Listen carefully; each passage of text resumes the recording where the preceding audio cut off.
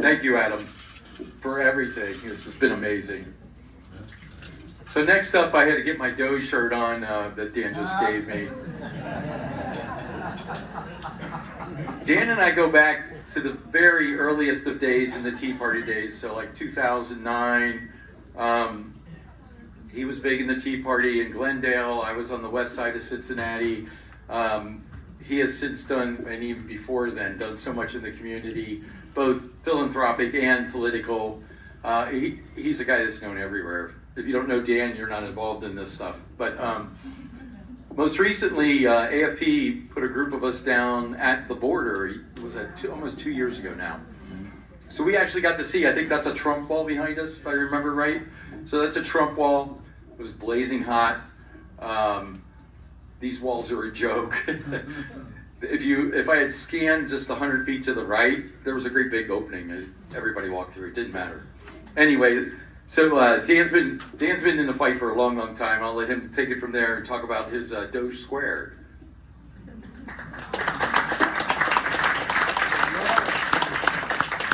Thank you. Let's give it up for George, who planned this whole thing. He did a great job. Come on, man. And Adam, too. Let's thank Adam for your dinner and for everything. So I've only got one little bone to pick with Adam. This is the first event we've done together. But Adam, next time, we've got to have Diet Pepsi, not Diet Coke. Please, for those of you who know me. We go for Diet Coke. So I'm DanRegenold. Most of you probably know me from my work with EmpowerUamerica.org, which is a free university. We teach free classes, about 50 a year. If you've never been to one of our free classes before, grab a schedule either on the table there or right there. We've got several classes left this semester. They're really fun and interesting. So I have been to 5 of these tax events. The first one I went to was in 2009. It was Mike Wilson's event down on Fountain Square. What a lot of fun that was. The next year, the one that kind of gets forgotten is it was at the Cincinnati, the Fifth Third Center at UC.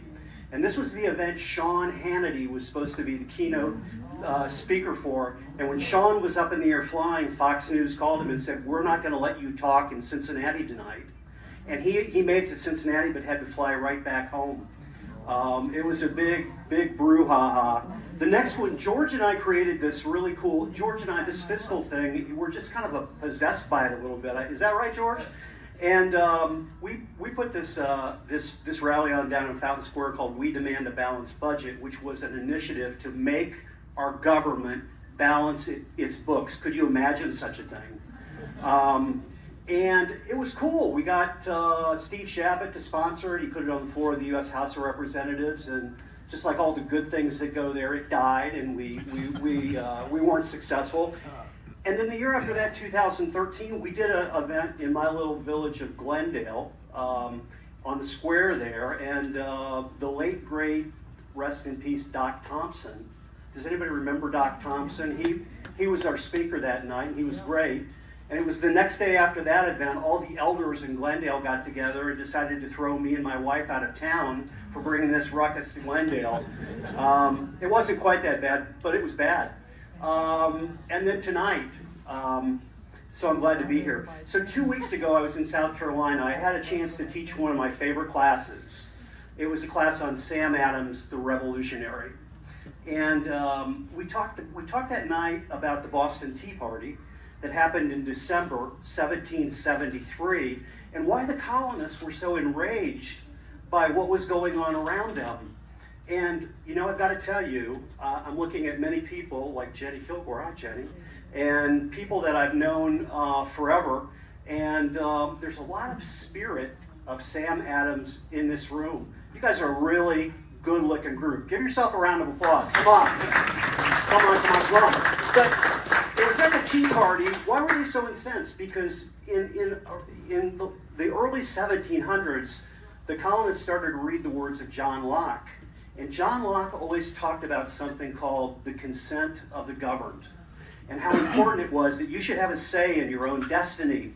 And the words were so important that Thomas Jefferson in 1776 put the words in the Declaration of Independence.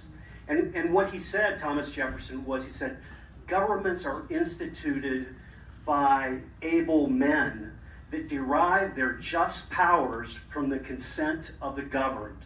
And that's in the Declaration of Independence.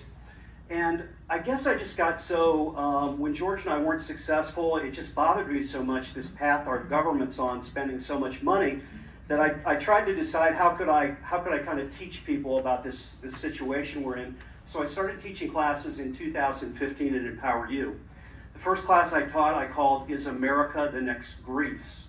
I don't know if anybody maybe was at that class, but in that class, what we talked about, 2015, was the fact that that year we spent $439 billion more than we brought in. And our debt had accumulated to a point that of the 250 countries all across the world, we were the 11th worst 10 years ago. And it's only gotten worse since then. So I talked about that, and I've taught that class, I guess, 7 times since 2015, to a point where, when I taught it just a couple of months ago, our deficit was $2 trillion, if you can believe that. So inevitably, when I teach these classes, towards the end of the classes, people say, well, how do we get out? How do we stop the government from spending so much money? What do we do? And I would always talk about 2 kind of ideas. One, my friend Diana over there always is very familiar with, and that's called the Convention of States. And that is an opportunity for 35 states to get together. If 35 states agree, they can create a convention where they can put on amendments to the Constitution. For instance, they could say, we're going to require a balanced budget in the states, in the federal government, just like we do the states and cities.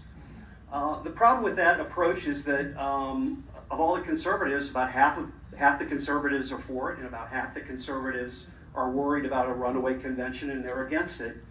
The second thing I talk about is just the most common sense thing ever. It's something called the penny plan, and it was created by Senator Rand Paul in 2017.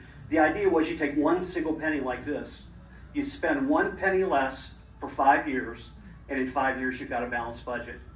Just so easy, so straightforward. So if we would have done it in 2017, we wouldn't be in the situation we're in now. We'd have a balanced budget. Couldn't do it.